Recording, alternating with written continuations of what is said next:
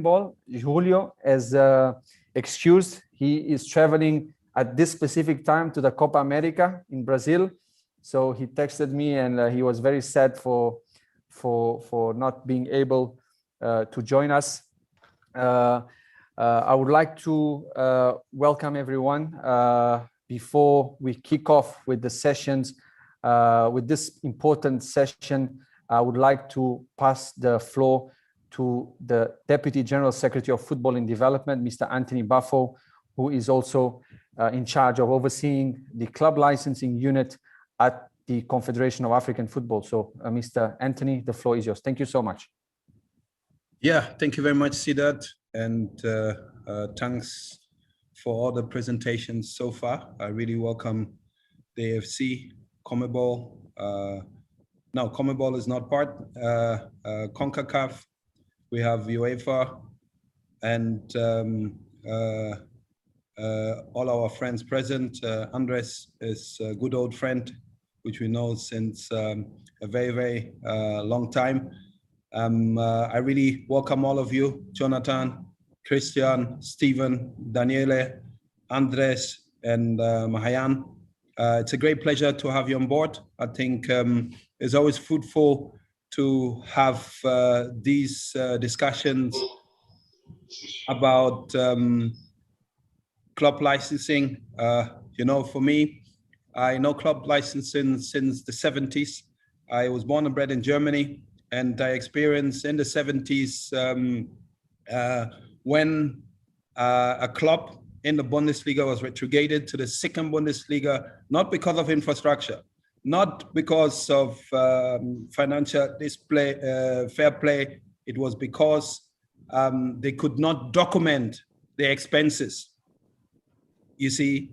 And this was very interesting to see. At that time already, I had, you know, it's very good to exchange.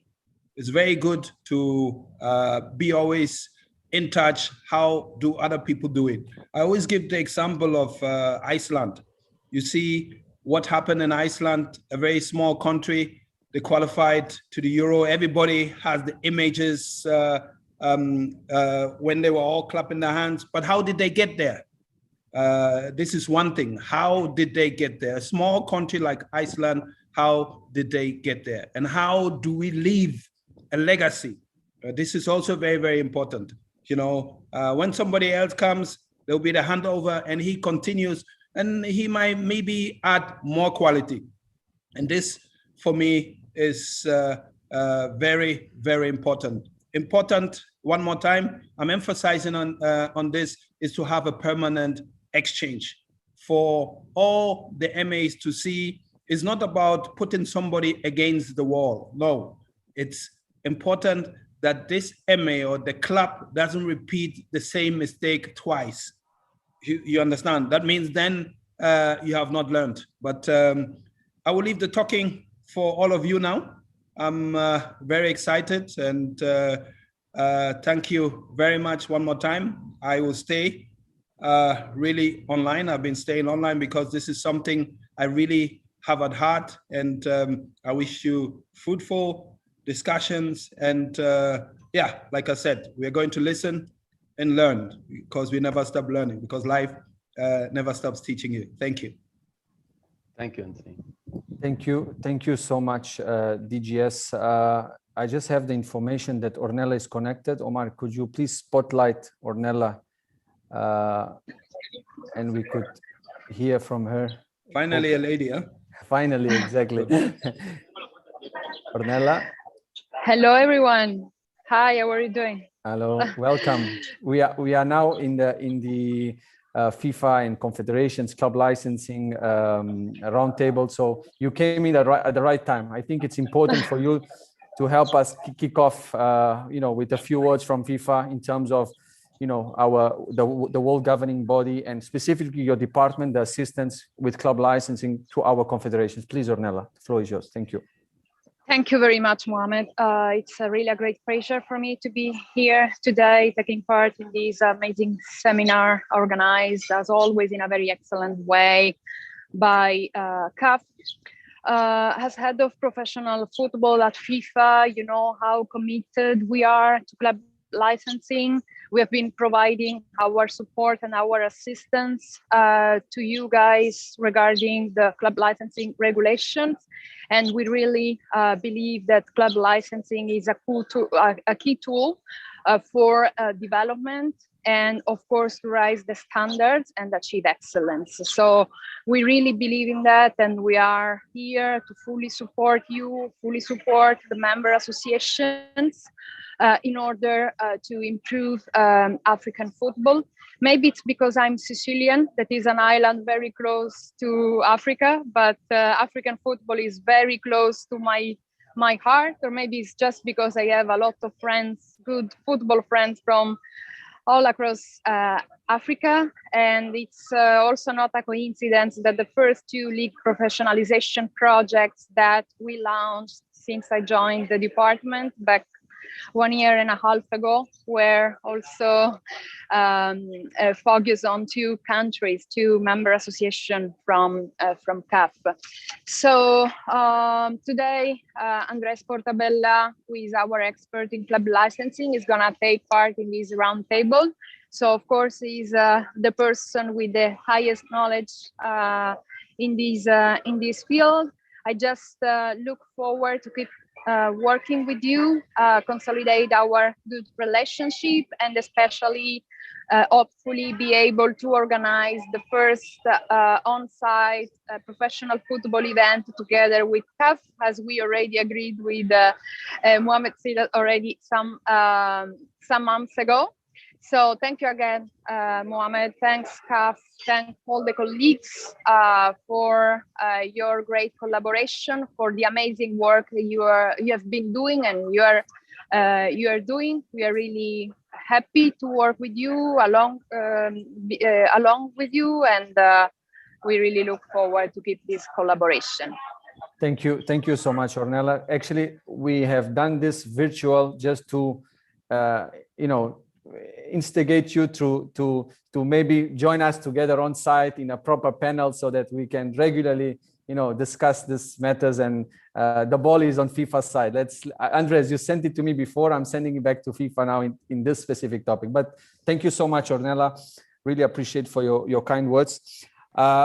Surely that the time will never be enough for us to discuss this. I think already our presence here, and I really want to thank everyone, Stephen in OFC, it's 1 a.m., in his location, Mahajan, 9 p.m., the guys in CONCACAF, they just woke up, had their coffee I think the luckiest is Daniele, which we share the same time zone. So I really appreciate everyone's time and effort. We will try to cover as much. I think already our presence here is a win for football, is a win, at least personally, and for CAF, it's a win to show to our member associations that club licensing is a global project. Club licensing is not singular. Club licensing is not CAF, is global, and I really appreciate. I would like really briefly for each one of you to introduce yourself with your names, your organization, and the role that you are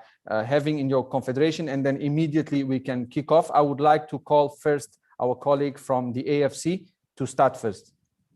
Thank you, Cesar. Thank you very much. Hope you can all hear me. Am I audible? Yes. Fantastic. Thank you very much. Yeah, my name is Mahajan. I'm the head of club licensing in AFC. I've been doing this job for the last 12 years now. I was there when we started club licensing in AFC. So I have the good fortune to see the whole growth of club licensing from zero to almost all the member association in AFC. So thank you very much for this invitation and having me here and including me in this esteemed panel. Thank you. Thank you so much, Mahajan. We'll move to the OFC, please. Kia ora and good morning. My name is Stephen Dillon. I'm here to represent the smallest of the confederations around the world, Oceania Football Confederation, and the best of regards from our region to you all across the globe. I'm probably the newest of the fraternity in club licensing. I've been in the role here at OFC since October of last year. My role extends across club and league development, but club licensing is a big driver to both those components. So again, really, really excited to be here, share with you some of the stories from our region, and also learn from, again, our esteemed colleagues from across the world. So thank you again for the invitation. Thank you, Stephen. CONCACAF, Jonathan and Christian, please. Thank you. Thank you, Sadat. Good morning, good afternoon, good evening, everyone. Thanks for having us here. We're really excited to participate. My name is Jonathan Martinez. I'm head of professional football development at CONCACAF, working in the areas of club licensing, league development, and benchmarking. Again, thank you. Really excited to share some stories and more so, hopefully, to continue collaborating in the future. Thank you. Morning, everyone. Thank you, Sadat. Thank you, CAF, and everybody here. My name is Christian Tonelli. I work also in professional football development as a supervisor and support Jonathan in all those areas, particularly club licensing. Great to be here and excited for this day. Thank you. Finally, Daniele, please, UEFA. Hi, everybody. My name is Daniele from UEFA.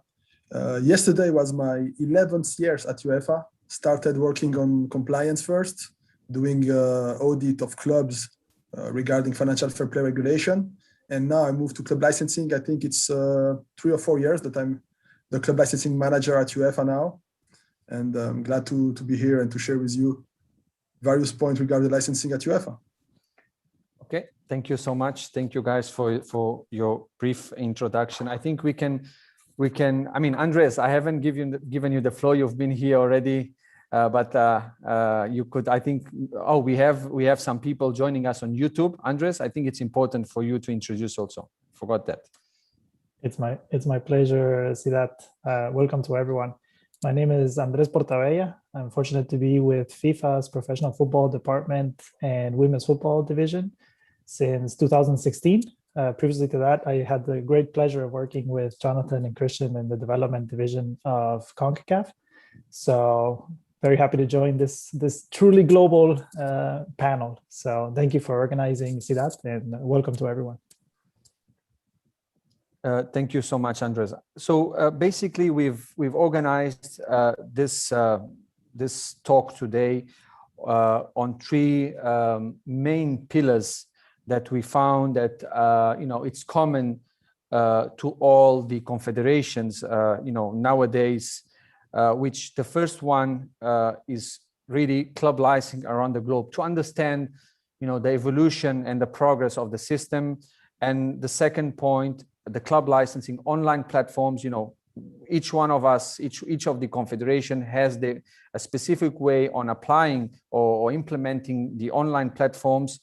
And finally, all of this has to have an outcome in terms of the implementation of club licensing in competitions, not only continental, which is our priority as confederations, but also I believe that it's our role as confederations also to push our member associations to enforce some sort of licensing system in the domestic landscape. I would like to start with Andres from FIFA to really tie us together, from where we came from, FIFA as the governing body, how has been the progress in terms of club licensing? Obviously, each of the confederation is at a different level of advance, but surely all of us trying to push as much as we can. So I would like to start with you, Andres, to really talk to us a bit of the evolution and the progress of the club licensing system, from the FIFA perspective. Andres, please, the floor is yours. Thank you. Perfect. Thank you, Sidat. Well, I think you've selected the perfect word for club licensing around the world, which is evolution. This program is a system that has definitely been evolving throughout time. Anthony mentioned perfectly, the system originates in Europe through several member associations that have been implementing club licensing since many, many years, including Germany, Austria, Netherlands, France, a system that started working well for them. that UEFA, of course, Daniele could tell us in much better detail, integrates at the European level in the early 2000s, to where then FIFA sees, this very good system working in Europe, and then in 2007 makes the important decision to create the FIFA club licensing regulations, sending then the message to all 6 confederations to implement club licensing in each one of the regions. So Mahajan, who has been there for 12 years, can tell you the perfect story in regards to how AFC truly immediately adopted that directive from FIFA in 2007 and started to create a very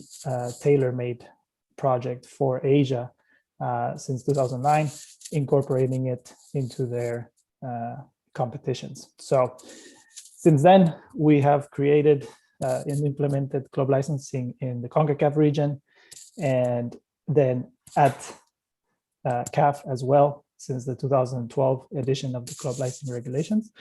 And then the last but not least confederations to implement it at the global level have been CONMEBOL in South America and OFC, which of course, sometimes it's very beneficial to be the last to implement something because you have all of this knowledge that the different confederations had acquired already. So CONMEBOL and OFC, while they were the last ones to implement the system, they definitely had a huge advantage by learning from all the experiences that the other confederations have had in implementing the system. Today, the system is also a reality on the women's football game, which is a fantastic news. In CONMEBOL, they have implemented women's club licensing with their CONMEBOL Women's Libertadores, UEFA as well, as Daniele can tell us, and of course Mahajan as well. Starting this year, they have rolled out the women's club licensing regulations as well. So the best word for club licensing around the world is really that word that you've selected today, the evolution of the system. It's always a system that has to be evolving. Today, you've mentioned in your conference that you have new CAF club licensing regulations for the men's and the women's competitions.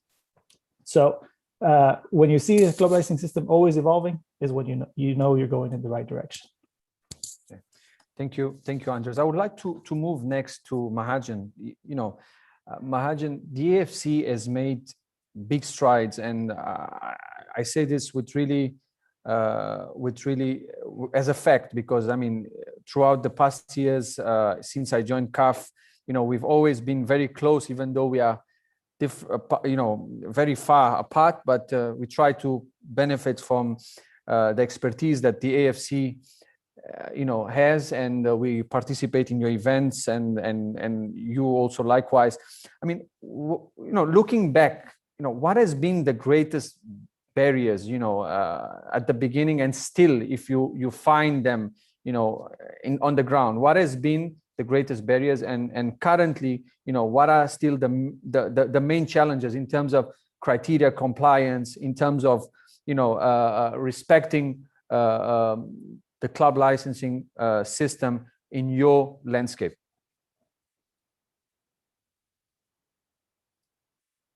Okay, let me unmute. Okay. Can you hear me? Great, Mahajan. Yeah. Thank you, Siddharth, for that fantastic question. When we started club licensing, I think the groundwork or the preparations started it from 2010 onwards. The actual club licensing cycle was in 2012. So in 2010, when we started working on the club licensing regulations, which was the ones supplied to us by FIFA, the huge club licensing requirements, we were not at all confident. My colleagues who were also working on the same project were not at all confident that can we implement this in Asia, considering the wide range of member associations in terms of professionalism, in terms of the quality of football, in terms of cultural differences, in terms of size of the country, size of the size and scale of football, and even the time scales was so wide and varied. So there was zero confidence in the start that we can get this done. And moving forward, we realized that this is a quality compliance program, that we are trying to measure a professionalism of an organization, in this case, a football club. And so the question came, do we have anything to measure in the first place? Because in some of the member associations, the level of professionalism was not there. And this question often comes to me, which is the most important criteria in club licensing?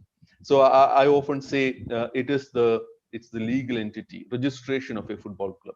Unless you have a football club registered, there is no way you can pinpoint all these matters to that football club, all the different criteria. So, and when we started, they were not, in fact, most of the clubs in many of the countries were not registered as legal entities. Of course, there were football clubs. There was a brand name, huge football clubs existing, but there was not a registration in their name. And so that was the first challenge. And the second most important thing for me as a criteria is the audited financial statement. And that also, the football clubs never had the culture of auditing themselves, because they were on a hand-to-mouth existence basis. So there wasn't much resources, in fact, in the first place to audit themselves. And gradually, we made it the different stakeholders of professional football in various countries to believe this is the only way available for us to, and this is the only way for progress. And now looking back, all the trials and tribulations, there were different problems in different countries. So we can't have a straitjacket approach to all the member associations. We have to do an analysis of what is the status of this of the country as regards to professionalism of the football clubs.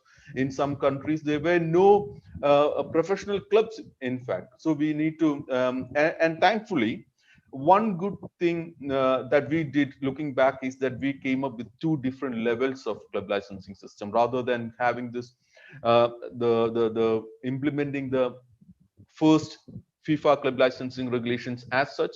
We adapted that with a few variations and implemented that for our top club Champions League one, the top club competition in Asia, which was the AFC Champions League. And we went ahead with that for 3-4 years and made sure that the system was stable. And then we came up with a second level of club licensing with much less requirements, in fact, less than half of the Champions League one, and made it comfortable to the lower or less professional member associations, and started with that. And now we can see that all the member associations have a stable club licensing system in place, and most of them are improving on their requirements for the clubs every year. And eventually, I hope even the lower professional countries and clubs will make it to the highest levels sooner or later. No, thank you, Mahajan. Thank you. You've mentioned quite a few important points. You know, in terms of similarities, I would push the matter of registration of clubs, which is a big issue still in our context, in the African context. And we have here the general secretaries, the club licensing managers and technical directors. I'm sure they will agree that clubs at regional level, provincial level, they still play really amateur football. They don't really register. And then how can you enforce club licensing on this? It's difficult. And so that one thing I can claim here is that this is one requirement that we have never given an exception to in Asia.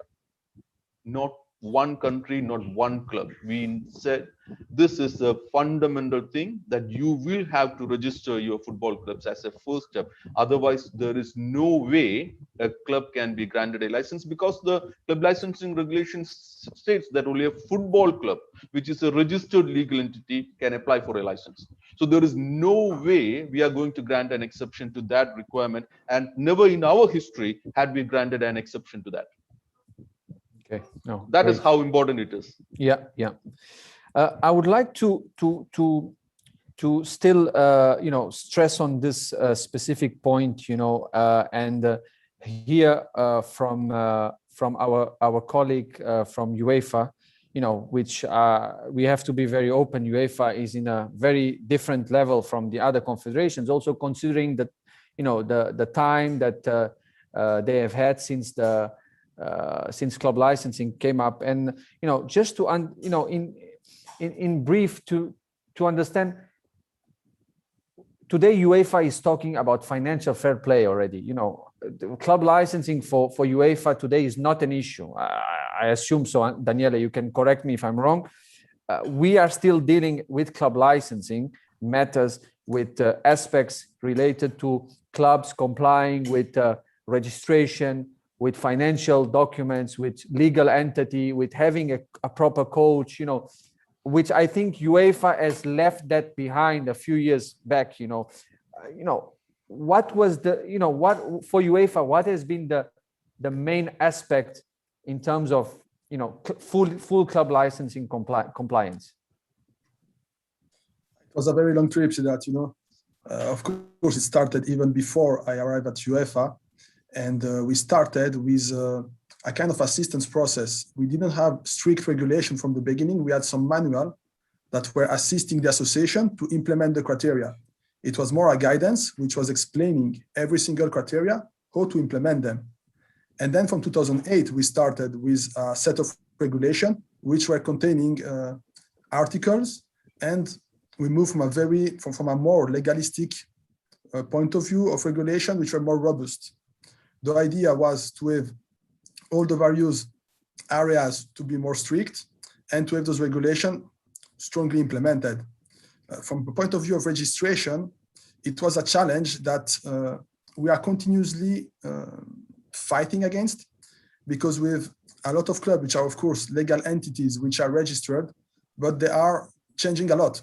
When we introduced financial fair play, the key role of financial fair play was to identify all the entities which were connected with the license applicant. So we started implementing the reporting perimeter of clubs. We asked all the clubs to disclose the reporting perimeter, and up to the ultimate controlling party of the clubs, to understand the legal structure of all the football clubs. As you can imagine, in Europe, we have very various type of structure. We go from very simple association, which have all the clubs, all the football teams managed within the association, from youth to the professional team. And then we have very complex structure with holding, with one legal entity which is managing the professional team, one legal entity managing the youth, another legal entity for all the travel and services for the football clubs, etc., etc. So that was one of our main challenge in the past few years around the registration of our license applicant, to understand how they were structured, to understand who was the ultimate controlling party, and to have a clear idea about all those clubs, how they were working on a daily basis. Thank you, Daniele, for this important points. I think all of this, what you have said, you and Mahajan, also has to come and tie to the role of nowadays, the role and importance of the club licensing manager of the federation. I mean, the success of the system, this is my personal opinion, has to, or is parallel to the role that the club licensing manager of the federation, the role that he plays, because he's the driver in the federation. He has, the executive committee of the federation, and CAF and UEFA and the confederations will approve will cascade and approve the regulations.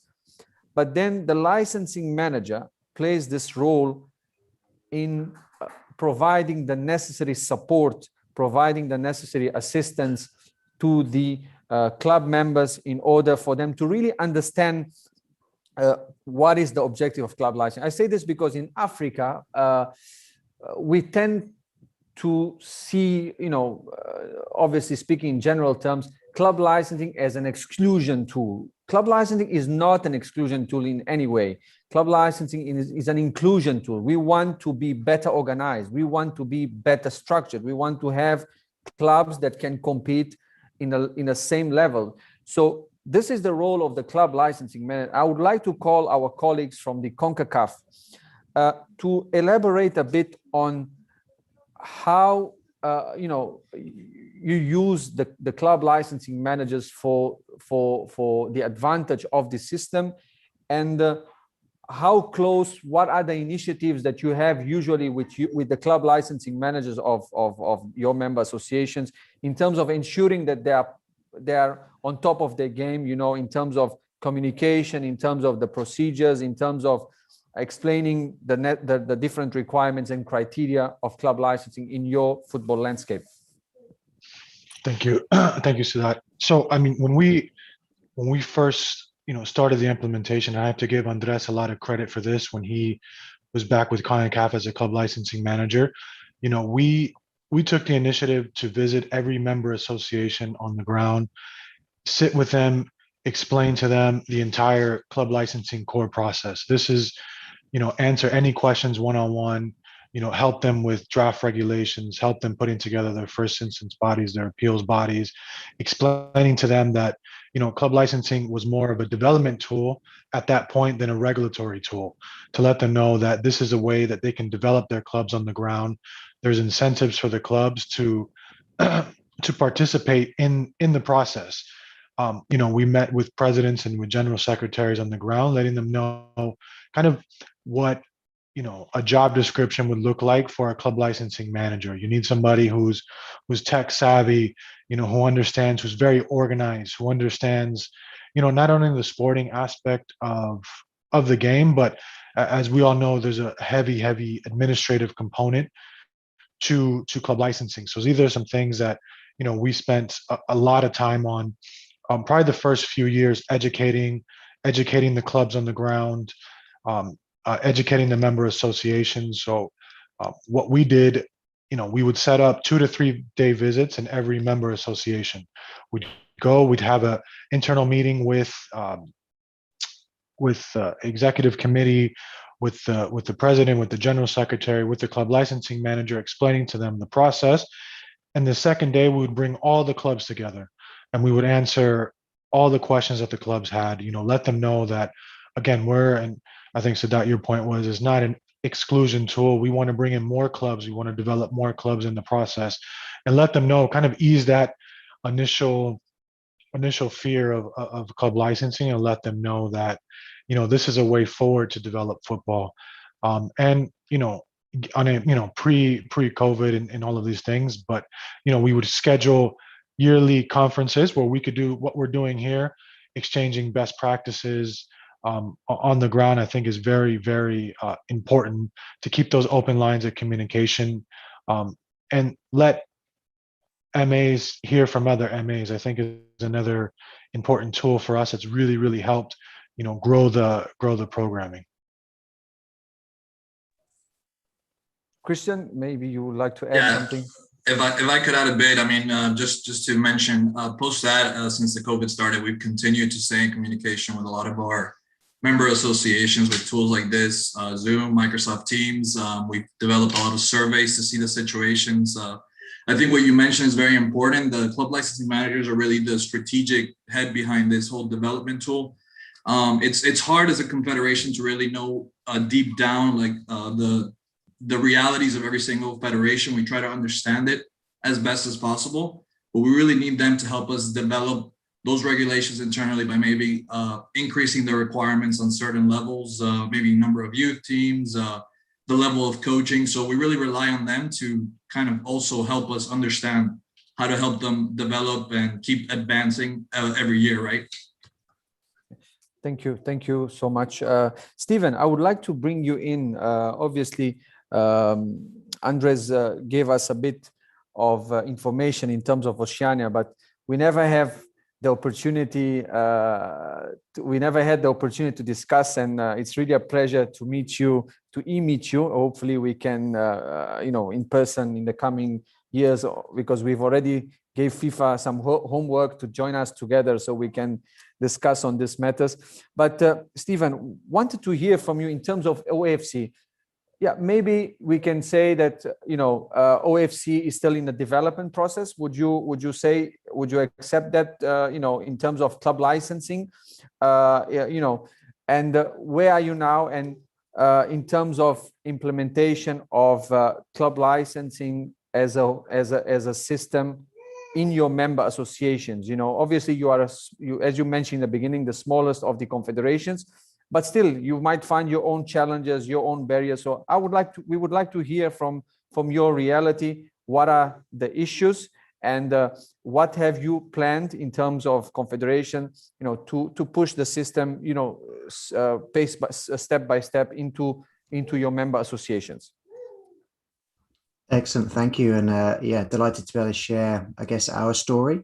And context is everything. And as Andres mentioned at the beginning, evolution is probably a very key word for us at this stage. It's fair to say that OFC are certainly prioritizing club licensing, that with the appointment of the clubs and leagues officer and an extended focus in club development across our region. In terms of context, and for those that are listening, there is no amateur football in the Oceania region. We have one professional team who are the Wellington Phoenix, who actually play in the Australian A-League. So they play in a different confederation's professional league. And the remaining confederations are evolving, they are developing. Each have a unique story and each have different strengths that we're very proud of across our confederation. We have some uniqueness in that two of our federations, so Tahiti and New Caledonia, are French territories.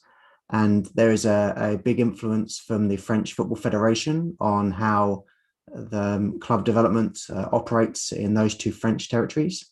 And then we have 9 other full members here in the OFC as well, who we also assist on a daily basis. I think one of the biggest shifts that we've tried to make is to remove compliance and regulations from our vocabulary when discussing club licensing. We are there to help support our clubs and support our member associations. And we don't necessarily judge the success of a club, neither on or off the field, on whether or not they achieve a club license or not, whether it be domestically or continentally. So certainly the aspects of support and development and guidance and mentorship for us and our member associations are probably the biggest priorities for us at this stage, whether it be with some of the smaller nations such as the Cook Islands, who only have a few thousand population playing, or some of the bigger countries such as Papua New Guinea and New Zealand, for example. So in terms of where we go with those, each member association is very, very different. For those that are familiar with the region, they are very unique in terms of the social aspects to each of the countries and the infrastructure of each of the countries. So we have to take a very, very diligent and careful approach with each of those member associations to support them with each of their own club licensing regulations. The biggest thing for us is to ensure that each of those member associations feels that they have the necessary support from us here at OFC, whether that be digitally, whether that be through some of our visits that we're able to do in person when the time is right for us to do so. And again, the ongoing guidance and mentorship that we can provide through our networks, both domestically and overseas.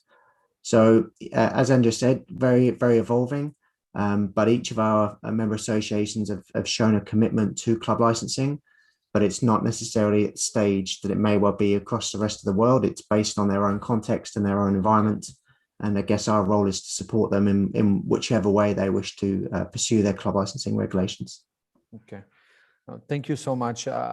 It's important for us to also understand, as I was saying in the beginning when I was addressing the question, to understand the different contexts. I mean, the main pillar of the topics is club licensing around the globe is to show really that MAs can progress in different paces. I mean, we are not here with the hammer with a one size fit all.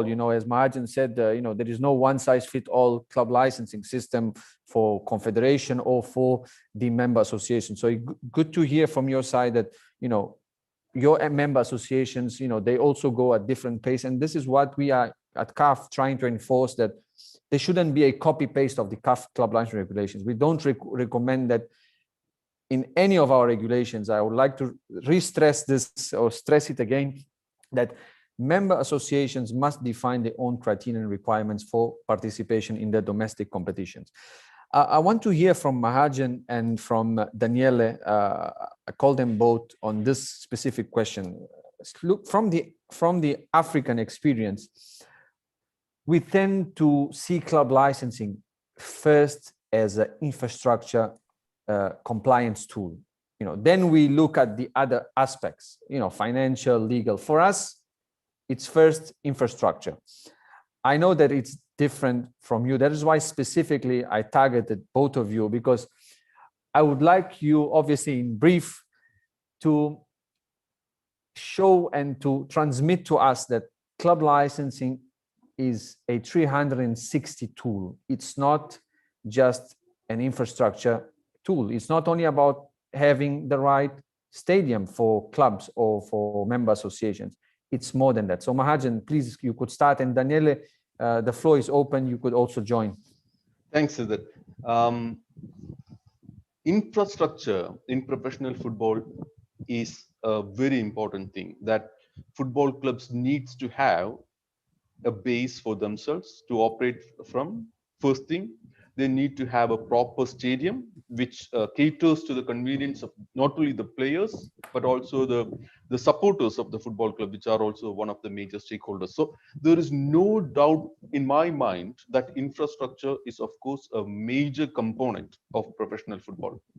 But in my mind, club licensing is not that much about infrastructure.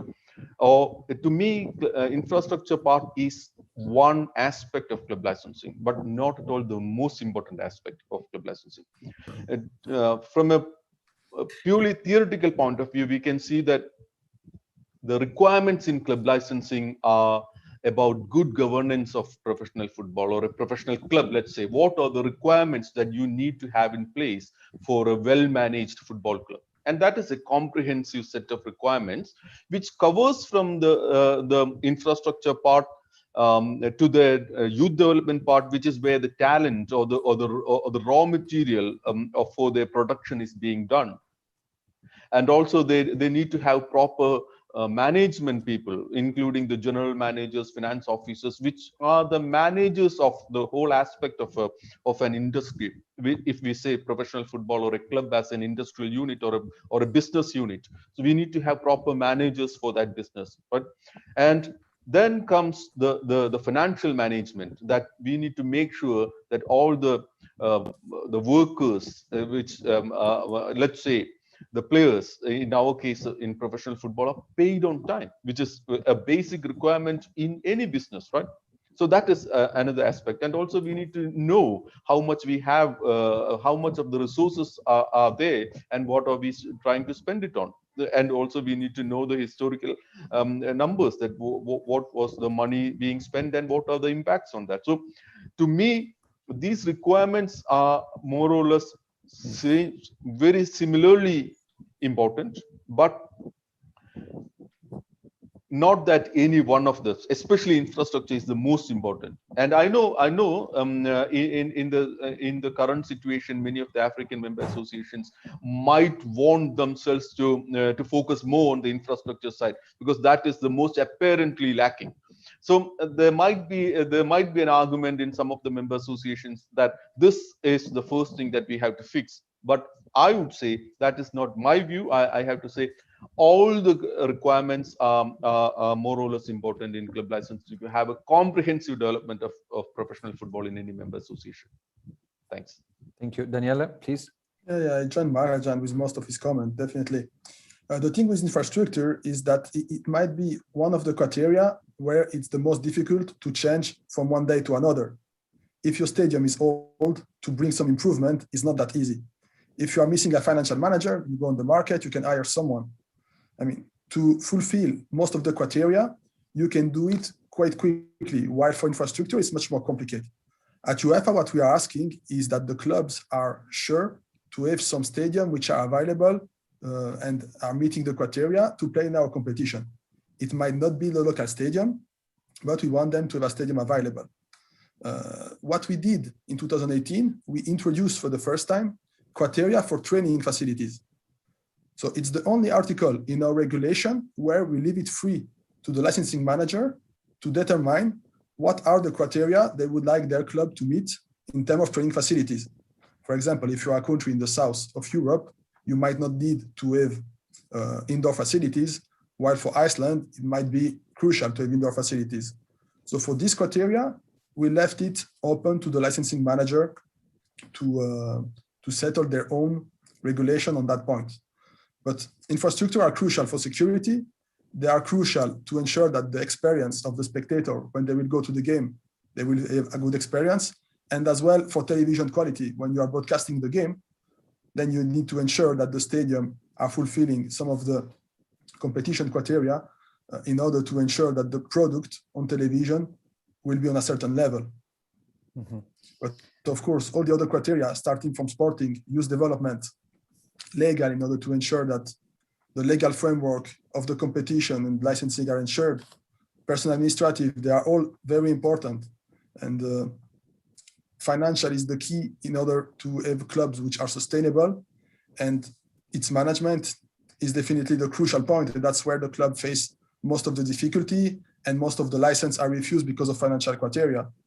So to classify them and to rank them will not be fair, because they are, of course, all the criteria are crucial. But if you don't have a very good basis in terms of administration and finance, it will be difficult to develop the other criteria, of course.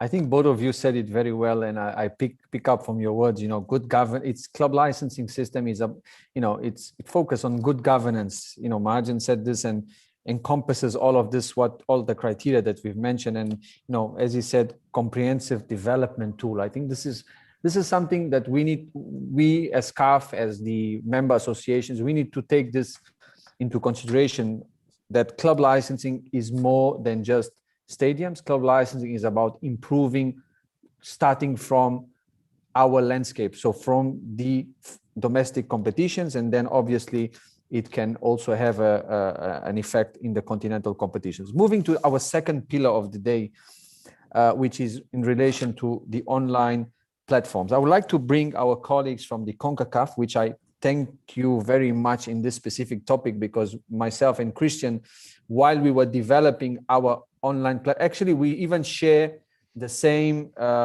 developer with the same provider on the platform. I believe OFC too, but just on the competition management system. I would like to hear from Christian and from Jonathan, obviously, club, in terms of systems, there are many ways that we can go with. We can develop it internally, as the AFC has done. We can leave it to the member associations to have it themselves, like UEFA, or you can have the approach that CONCACAF and CAF have had, which is to develop a tool also with an external provider, which then is cascaded to the member association. So I would like to hear from you, the style that you have chose, how is it working for you?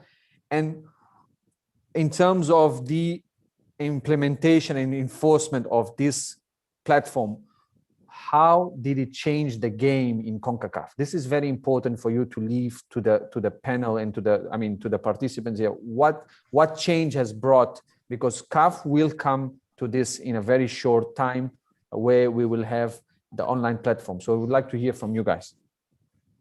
Thank you, Sadat. So in the beginning, we did a tendering process, just like most, if not all of you went through ahead with a set budget, and the companies presented their programs, their platforms. We really looked for one that could really tie everything together, ranging from our internal competitions to the management of clubs within all of our member associations, right? A lot of this year has been training a lot of the federations in how to use this, since we just launched it last year. So a lot of these Zoom meetings, Teams meetings has been training the member associations, the clubs, on how to really use it, how to set up the platform, how to create the applications in themselves within it so that they can access it, fill in their information, upload their documents. And it's been a lengthy process, obviously. But we see the benefits, because having all the documents uploaded in a virtual platform is really going to facilitate it down the road. Our spot checks in particular, right? Having everything easily accessible, having information on players, coaches, staff, where they can upload contracts, registration information, information on health insurance. All of that having on a virtual platform is really going to make it easier for us to manage and to make sure that all the clubs are abiding by the requirements. Jonathan, you want to jump in on any of the? Yeah, so great points. I think additionally, as the club environment can be very, very fluid with different personnel changing a lot of times, having that online platform with historical information is very beneficial year after year, right? And especially at the confederation level where, you're able to have access to all of the documents, from the comfort of your office, right? To be able to begin doing an initial revision of financials or ensuring that there's proper contracts uploaded, all the player registration, club registration, all of those things that in the past you would have to go in and physically do a check and verify documentation. Is really is going to start, streamlining the processes on the ground, not only for at the confederation level, but it's a great tool for the clubs, especially in our region. We have a lot of amateur or club or smaller clubs that this tool helps raise the level of their professionalism. They're able to have their own personalized, platform where they can have all of their player and club information. So this is going to be a great tool going forward. But I think as Chris mentioned right now, there's a big learning curve for the platform. So I think, Sadat, to your earlier question about, what type of club licensing managers need to be on the ground, it needs to be somebody who's, very tech savvy, very comfortable using the computer, because there's going to be a big education component, that starts from the confederation level going down to the club licensing managers, and then ultimately to the clubs, educating them on the ground. Yeah, no, I would like also to make a comment on that. I mean, you've mentioned the club licensing managers, and we spoke about the role. We as CAF also, our first concern, obviously, we can roll out the system, but we need club licensing managers who will be able to manage the system, because it's not CAF who's going to manage the day-to-day of the system. It's going to be every member association's club licensing manager who will be, let's say, the administrator of the system in their own, association. I would like to call Mahajan. Mahajan, the AFC has developed. I'm just checking. No, it's okay. The AFC has developed your own internal platform, and it's a different approach, but we have seen it and it works very well. I wanted to also understand in terms of challenges that you've had when the system launched, and how did you, what measures did you put in place to overcome? Was it still in relation to the club licensing managers, for example, not having the necessary IT skills, for example? From the club's perspective, maybe there is a need for them to have a club licensing administrator in the club, to manage the system from the club's perspective. So wanted to hear from your perspective, from the challenges you've had, and also from your system perspective. Thank you, Siddharth. One correction that I have to make there. We did not develop club licensing inside AFC. It is more or less similar in the sense that the company that we engaged, the developer that we engaged, was a former employee of AFC. Okay. And he went out and he developed his own software company, and we engaged with him. So in a way, you can say it was internally developed because he knew how the internal systems within AFC work. And I have to say, I have complete satisfaction in the way the system turned out. We call it the CLAS, the Club Licensing Administration System. It has the complete facility for club licensing, right from the clubs uploading the documentation in proof of their compliance of the criteria, until the club licensing manager approves or disapproves this document, after which the FIB can sit in a committee to judge on those documentation and make a decision, all within the class itself. And eventually, if the club or the licensing manager is not happy with this decision of the first instance body, they can initiate an appeal within the club licensing administration system itself, and the appeals body can also do their decision making meetings within the class. Apart from that, we also have the overdue payables management module, where all clubs overdue, it's a case management system where we can the club or the AFC can upload the complaints received regarding overdue payables towards players and coaches, and the club will have to produce the documentation regarding the payment of those overdue payable matters before they can get a license.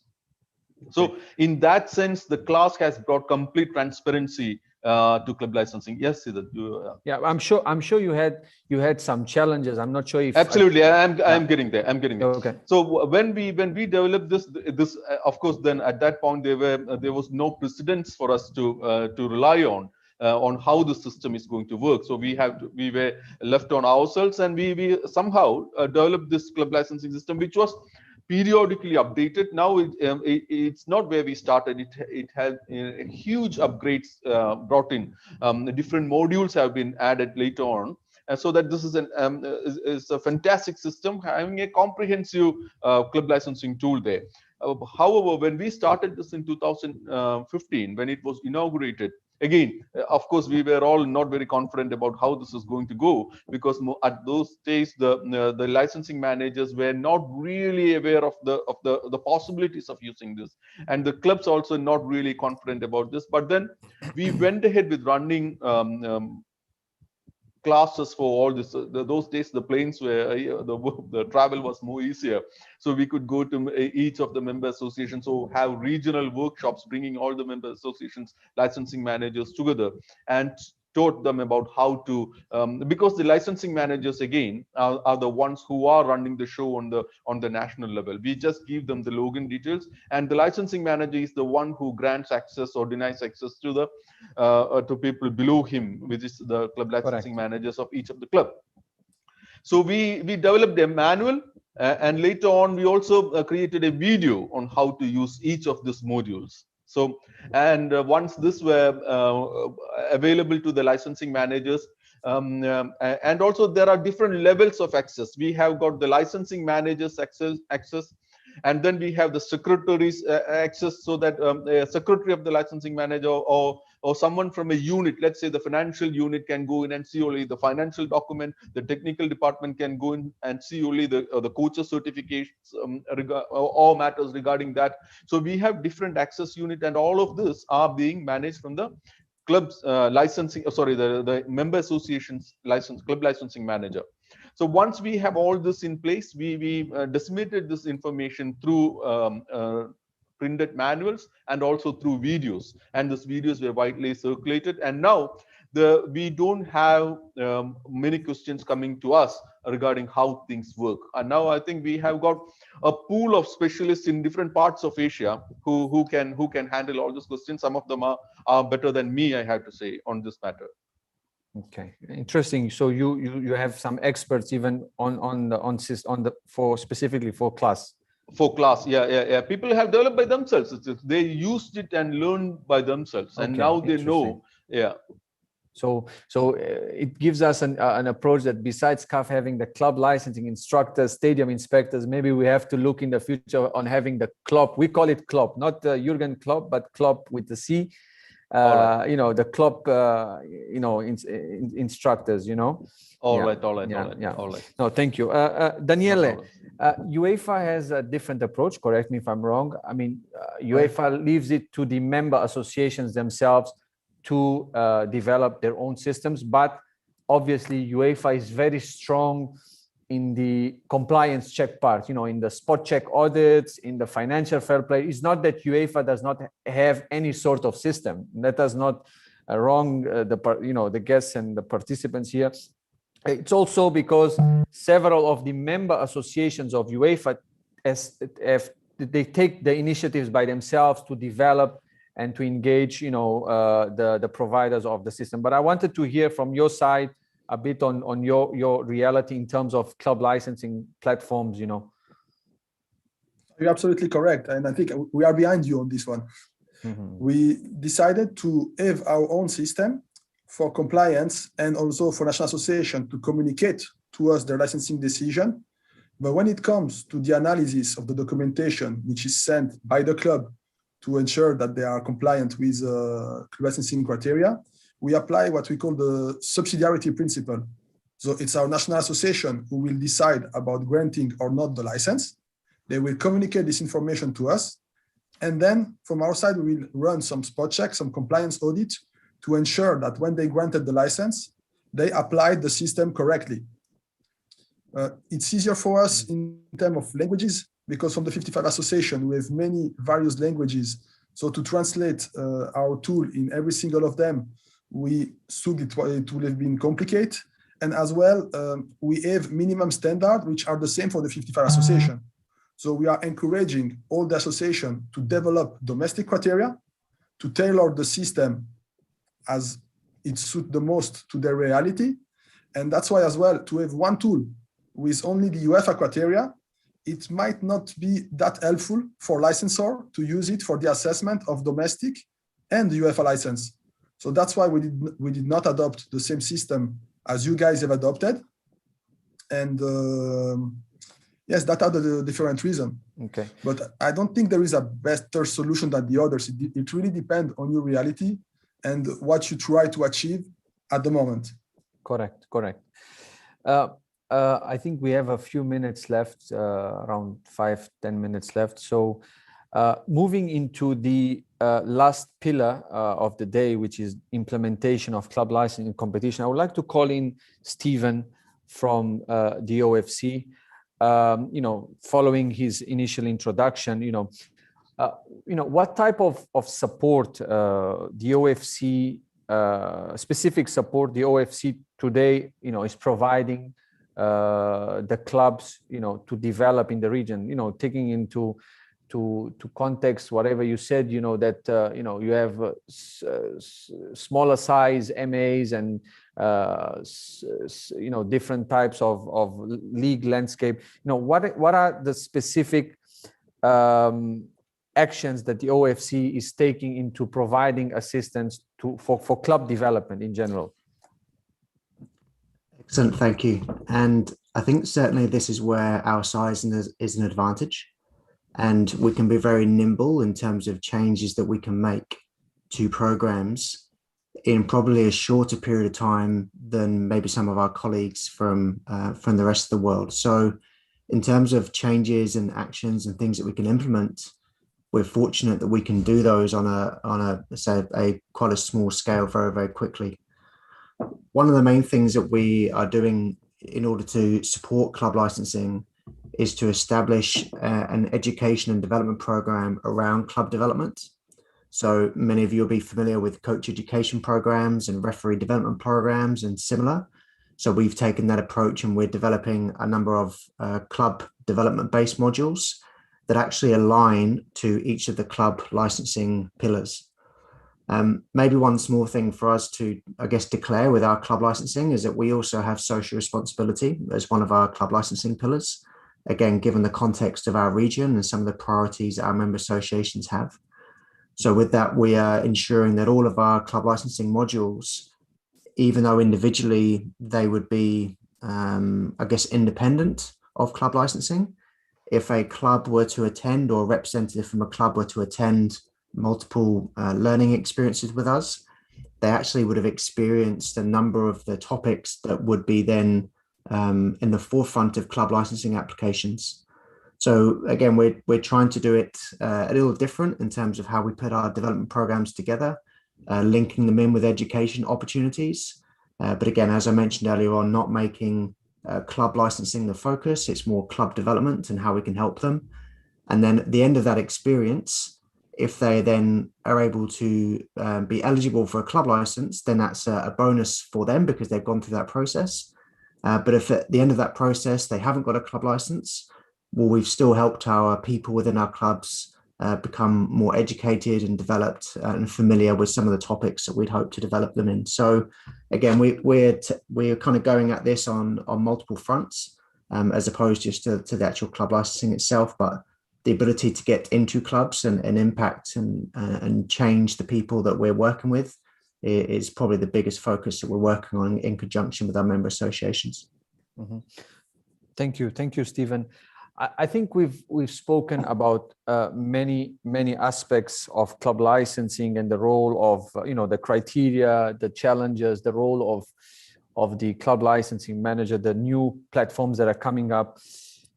But all of this, the result that we look to is to improve continental and domestic competition. So I want to wrap up the session, the talk today, with a question, with a general question that I would like to go through the different colleagues here to understand how and what is the level of implementation of club licensing in terms of continental competitions, but mainly my main focus would be definitely in terms of domestic competitions, because I think this is a key point. I say this because we had a session just before this where we approved where we went through the new regulations of CAF, and we mentioned that CAF has now established minimum mandatory criteria and requirements for implementation at every one of the 54 member associations of CAF. Daniele, we've had some talks about this. Mahajan, we've had several sessions in which we discussed and we revised the regulations together.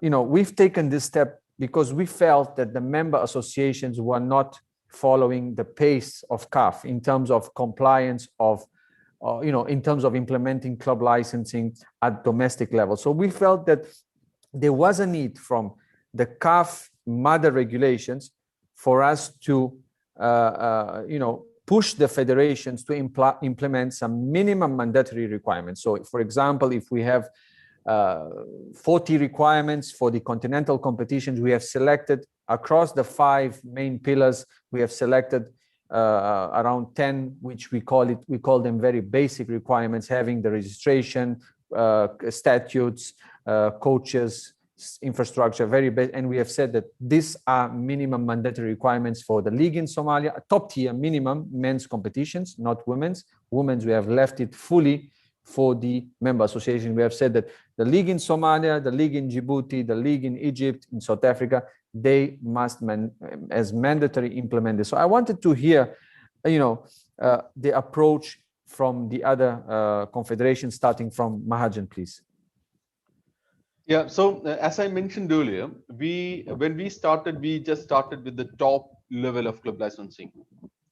Those days it had 49 requirements in total, of which 32 were mandatory requirements, which are considered to be a requirement. If it was not complied, there is no license.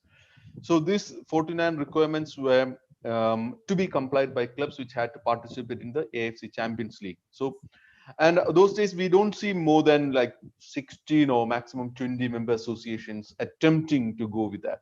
Because even towards the lower level member associations, lower ranked, were coming towards after the 8th onwards, it was very tough for them to implement that at the national league.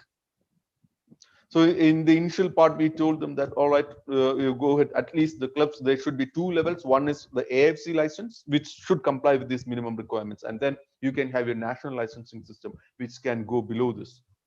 We had to allow that, and that leeway had to be made there. Otherwise, implementation of club licensing would not have been achieved at these levels. And once that was done, we came up with the 2nd tier club licensing system, which is for the 2nd tier competition, the AFC Cup. That was when the remaining member associations could reap the fruits of club licensing. And that is when we said that for participating in the AFC Cup, you need to comply with these 18 mandatory requirements. And that was this 18, all 18 requirements were mandatory at that point. And that was all, but these 18 requirements, we told the member associations, are going to be mandatory for the National League. There is no way you can dilute this any further. And we forced, and there was some resistance, but then it turns out that most of the member associations could comply with that. Some of them had to be on few of their exemptions that we should be. Let's say there were not enough number of coaches in the country when we started implementing. There were not enough qualified coaches like AFC A licensed coaches. So then we were giving them an excuse for that requirement. And we told them in that exemption letter itself that we are granting this for one season and this is only for one season. Next season, you will have to make run enough coaching courses in your country and to have enough coaches. So again, that was one positive side of showing the developmental aspect of club licensing regulations, that the things which were missing, when they find out, when they start implementing, they will find out that these are the requirements that we cannot comply. These are missing in our country. So what?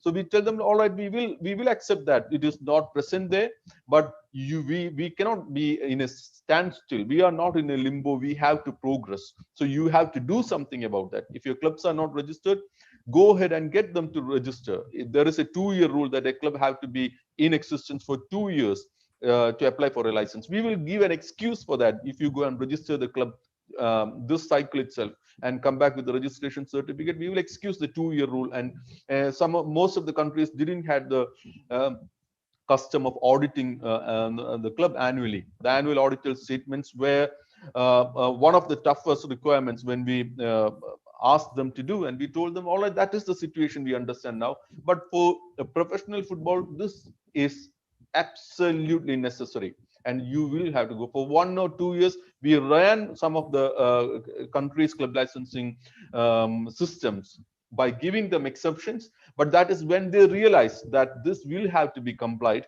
and this is for the development of football. And it's not that we want to exclude them. We want to develop them. We want to bring them to a higher level than where they are now. So we know this excuse coming from many of the clubs saying that this is impossible for us. We will tell them that is impossible as of today, but we will accept that argument. We will give an excuse for you, but eventually you will have to comply with this, and whatever steps needs to be taken as the member association or as a club management, you will have to take that. Daniele, would like to hear from you specifically on the point of implementation at domestic level. Surely the member associations drives themselves, UEFA member associations in this, they drive themselves. Correct. And it's important for you to share this with us, because we have the member associations here today. I want them to have we want them to have a full understanding that club licensing starts from them, from the implementation at domestic level. So it's easy then for clubs then to comply with the continental requirements. We spoke earlier about the role of the licensing manager, how important it is to have a competent licensing manager to implement the system. But we need as well to have top management. If the top management of the association is not 200% supportive of the licensing project, then it will be complicated when the association will have to take some decision, when the association will be, the licensing manager will be likely to travel to meet the association, the clubs, in order for them to develop and to ensure that they will adopt the system. That's the first thing. You need the full support of top management. Then, of course, you need licensing manager to be competent and willing to put as much effort as possible in order to develop the system. And of course, you need clubs to understand that licensing will bring some results. Of course, at the beginning, it's a burden. You might have to hire some additional people. It has a cost. You might have to implement some elements that, as I said, it will be costly for the clubs. But step by step, you will see that the fruit that those initiatives will bring will be helpful to improve your football. In the past years, we had a club from Luxembourg. Luxembourg is a country with less than 1 million people. They managed to qualify, I think, twice out of the last 3 seasons and compete to the group stage of Europa League to play against teams like Sevilla or AC Milan. Well, I'm talking about one club in Luxembourg. So this kind of achievement, if you don't have a strong national association, which is helping you to develop your domestic system, which will create this improvement of the club's level, without the full supportive top management, it would be impossible. Anthony mentioned earlier the success of Iceland that managed to qualify to important competition. I would not say mainly thanks to licensing, but also thanks to licensing as a vehicle to implement some of the initiatives that they wanted to, like the development of the infrastructure, like the competencies of the coaches to ensure that the kids, when they will go to play football, it will not be the dentist or the postman who will give the trainings. It will be someone with a coaching diploma who will be competent and will teach football correctly to the kids. And it took one generation of kids to see the result. That's why you need patience before to see the fruit. And in the Euro starting in 3 days, we have now North Macedonia who managed to qualify to the Euro. Again, we're talking about not the biggest football country in the world, but because of some effort in different areas, not only from licensing point of view, but also from the other point of view, they managed to reach a certain quality of football. That's thanks as well, to come back to your initial question, see that thanks to some tailored system at domestic level to identify what is key and to put the main effort on that key element that you will identify. That's my message to all the member associations from CAF, to have a look on what is crucial at domestic level and to first insist on this and then to go step by step to various areas. We insisted at the beginning for implementation of domestic licensing. Then we insisted on the implementation of monitoring at domestic level. Monitoring is financial fair play. We encourage association to have a kind of financial fair play system at domestic level as well. And now we are trying to push our national association to implement as well licensing for women's competition. So again, step by step, according to what's the reality of the moment. Okay, thank you so much, Daniel. Just to wrap up, I think CONCACAF also has an interesting story in terms, because I've participated in the workshop, I think it was 2 years ago, and I've noticed that, the club licensing managers were very much, engaged in implementation of domestic club licensing. I remember also the message that was passed from the Confederation. So, Jonathan, if you could, really address to us with some recommendations and best practices in terms of implementation of domestic club licensing requirements. So, with us, we very similar, I think, to a lot of the group. We really focused on the ground domestic regulations first, right? Sitting with the clubs and having them buy in on what the domestic regulations need to look like. We came in with a template with a initial set of requirements that we allowed each of the MAs to kind of build in, add in requirements, take out requirements based on their domestic needs. So that allowed the member associations or clubs, their club licensing managers to take ownership of the process.